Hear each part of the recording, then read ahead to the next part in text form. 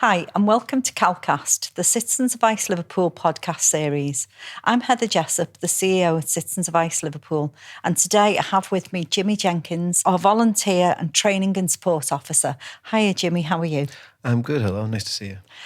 Can you tell us a bit about your role, please? Yeah, so my role, is slightly different to other roles at Cal because I don't do advice work, so I don't see clients. What I do alongside with my colleague, Pat Breslin, is basically we help on terms of the recruitment, onboarding, and like the early stages of the training for volunteers.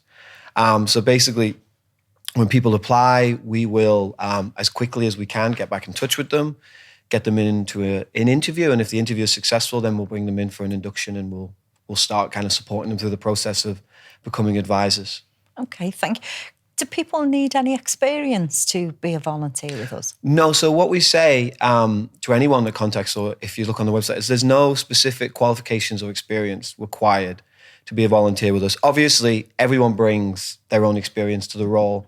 Some of it might be lived experience, as in like an understanding of the benefit system because they've just accessed it. Some people might be studying at university, so they have some kind of theoretical knowledge. Mm-hmm. Some people might have work experience that gives them kind of confidence in terms of customer skills, speaking to people. But we kind of assume that everyone that comes to us doesn't have any of that, and that the training that we provide will give them the skills and the knowledge that they need to be an advisor. Okay, thank you. And the training that's provided, can you give us an overview of what that training is? Yeah, so basically, if I pick it up from where we left off with they have their interview and they come in for an induction.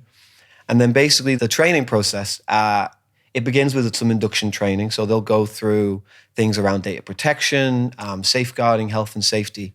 It's actually the same training you would take on if you start as a volunteer, if you start as a paid member of staff. Right, okay. And then from there, it goes into a few different areas. So it'll go into areas around interview skills, so the skills of speaking to people and managing interviews, research skills, so how to find information that's relevant for a client, and then also case recording skills, so the skills you need to write down, record the information you get from a client.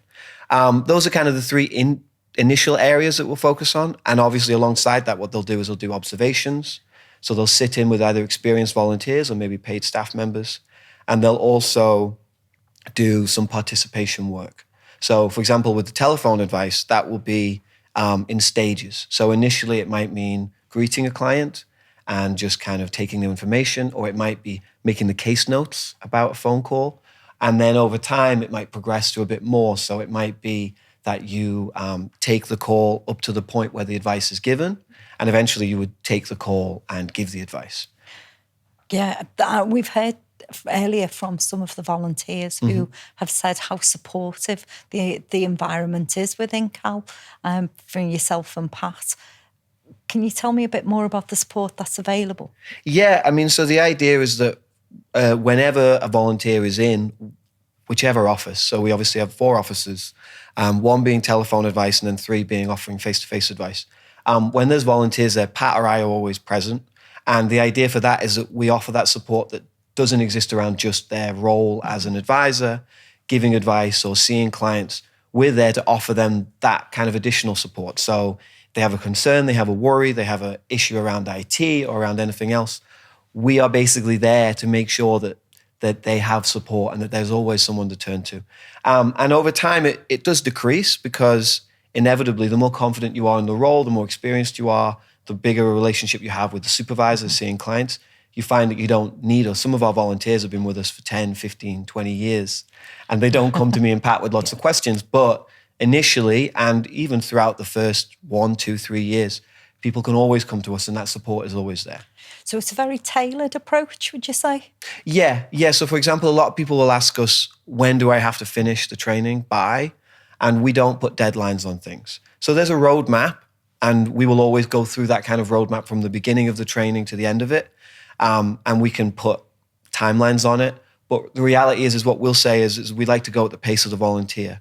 So for example, the first time they see a client, I'll ask the volunteer if they feel ready, and I'll ask the supervisor if the supervisor thinks they're ready. And then they both say yes, then we can progress. And if one of them is not sure, so if the volunteer says, I'm not ready yet, or I'd like to do more observations, or I'd like to do a bit more training, we try to be responsive to that. Because in our minds, with volunteering, it's a positive experience in both directions. So we know that the volunteer is giving their time to us freely, and we want them to have that positive experience. People can sometimes get a bit concerned that you need to know everything about a lot of things. Is that right? Certainly not, because no one knows everything when it comes to the kind of work that we do. I mean, with a generalist advisor, one of the volunteers, Sean, said it in the last interview, is like every call is different or every client is different. So there's no expectation on a supervisor to know everything because it's just not something that's feasible. The thing that you will learn is the research skills. And as you see more clients or as you build your confidence as an advisor, those will get faster and you might know where to look a bit more effectively. But the reality is there's always going to be a need to do research and find information. And if you can't find information, there's always supervisors and more paid staff that might be around or experienced volunteers that can point you in the direction of the information you need. It's not a case of needing to know everything. We do provide training on the different areas, whether it's benefits, employment, housing, immigration, but those are an overview so that you have an understanding of those subject areas. It's not so that you know every bit of information. And there's quite an in-depth information system that people learn to use. Yeah, absolutely. So there's obviously the Citizens Advice public site, which anyone that wants to look for information for themselves can use. But there's also AdvisorNet, which is the advisor version of that website. So it's a more detailed version that you would access as an advisor that you can use as a resource to find information. And typically it's where we would tell people to go to find information. Okay, thank you. And what about progression for volunteers? Once they've done that initial training, is there other routes they could follow? Yeah, so I mean, we generally say that if you look at from when someone starts to when they become like a signed off advisor, that doesn't mean they start seeing clients, but it means that their process of going through that training period is over. It's usually about 12 months. So they might spend 6 months of that seeing clients and doing client work, but it takes time to build that kind of the breadth of experience. Yeah. and lots of different clients and real experience doing the role so that they can become signed off. And then from there, yeah, we don't see that as the end, of course. That is kind of the end of the initial period of training. So from there, depending on what the volunteer wants, there's opportunities to specialize. So for example, we have volunteers at Cal that specialize in employment, specialize in immigration. There's also just the opportunity to kind of change your role to certain degrees. So perhaps you do telephone advice and over time you want to try doing advice in office, doing face-to-face. We had someone who started doing telephone advice and then they were interested in forms in terms of benefits forms. So they did the form filling training and started doing form filling. So there's always kind of scope to develop and progress. And I say to any volunteer, if it's anything you want, just ask. And we'll do our best to kind of accommodate any development and any progression that you want to see. Okay, thank you. One of the parts of volunteering is we lose quite a lot of people into paid employment, be it with our service or other service. What do you think are the key skills that people build within Citizens Advice that they can take with them? There's a variety of skills, really, because there's kind of, there's the two sides of it. So there's the client-facing side of it. So you're developing your skills in terms of your communication skills, how you can manage communicating with people, but also managing interviews. So something which is timed, or on the telephone, it's not timed, but you're dealing with calls where you don't know what the client's going to be facing. So you're kind of having to think on your feet. So there's a lot of communication skills that go into it, a lot of kind of managing skills and customer-facing skills. And then on the other side of it, as we've mentioned, there's the research skills. So you're developing those abilities to go and find information. And also you're going to be writing case notes. So you're developing your writing skills in terms of writing in a clear kind of plain language that is required for advice work and creating case notes, but is actually also required in a whole host of jobs where you're expected to record information, expected to make notes about what you do, keep records and things like that. Okay, thank you. What would you say to anybody who was thinking of volunteering with Citizens Advice Liverpool? I mean, the thing I would say is if you're not sure about whether you want to volunteer or not, would be to apply and contact us, because the reality is you may apply and you may want to have a clear idea that you want to be a telephone advisor, which is kind of the main volunteering role we have, Or you may apply and you're not really certain about what role you want to take up or exactly what volunteering with us will look like. But if you are unsure, we're more than happy to kind of talk to you and engage with you about what you want from the experience.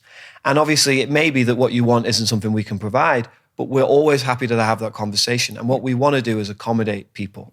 Our kind of approach is that as far as we can, we will take on volunteers within the service because there's a need, obviously, with the demand that's out there, but also because we see it as a positive thing. And if people want to volunteer with us, as the volunteering team, we want to reciprocate that by encouraging people to do that and by trying to accommodate them and find a home for them. Excellent. So how would people go about volunteering? Where would they need to look? So the main way to apply would be through our website, so the Citizens Advice Liverpool website. I think there's the Get Involved tab at the top of the page. It says Volunteer with Us. If you click through there, there's an application form. Once you've completed that application form, you'll get an email from me or my colleague to discuss the practicalities of the role in a bit more detail, to go over anything on the application form that maybe questions you've raised or things we want to clarify. And from there, it would just be a case of, if we're both happy in terms of the commitment that you can give, it would be a case of just scheduling an interview. So you've mentioned volunteer roles in telephone advice and form filling. Are there any other roles available? Yeah, so if you go on our website, you will find that the main role we advertise for is the telephone advice roles, and then at various times maybe the form filling roles. And that's because there's where we have a large bulk of our volunteers and where there's always a kind of constant need to kind of bring people in. But at the same time, one of the reasons why I would say to just inquire if you're not sure is because we do accommodate volunteers in other parts of the organization. So we have volunteers within the finance department, we have volunteers within the admin team, we have volunteers that work on the research and campaigns with us.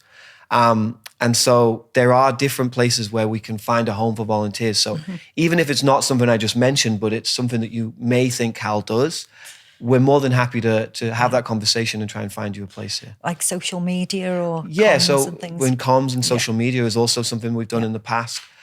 Basically, if you can find evidence that we do it as an organization, then there's always worth asking the question about whether there's a place for you to volunteer within that. Because with the increase in demand, we need more volunteers to really help us to deliver the services. Yeah, absolutely. We've done over the last year quite a good job of increasing the number of volunteers we have, and it's quite a lively place to volunteer at this point. Every office is quite busy. But at the same time, because of the nature of volunteering, even as you bring people in, there's always going to be people that are moving on, whether they find jobs or they finish university or other opportunities come up. So there's always that need to kind of continue that process of bringing people in and growing the volunteering as much as we can. Okay. So to recap, people don't need to have specific skills. Training can be given. What about IT? Yeah, so like we said, there's no specific experience or qualification required. As it relates to IT, again, there are IT requirements around the role, as in you will have to use computers, you will use smartphones for security in terms of logging into things. That said, anything that you do at Citizens Advice is supported and there's training offered for it. So we have two systems that I can think of. One is the case management system called Casebook, which we use, which is not a system that most people are probably familiar with. And if you don't have a lot of IT skills, you might be a bit nervous about trying something new. However, what we do have alongside that is we have training that people do that goes through exactly how to use that system. And alongside that training, that's one of our roles as the volunteering team, is to provide additional support so that people can have help at using those systems. Okay, thank you.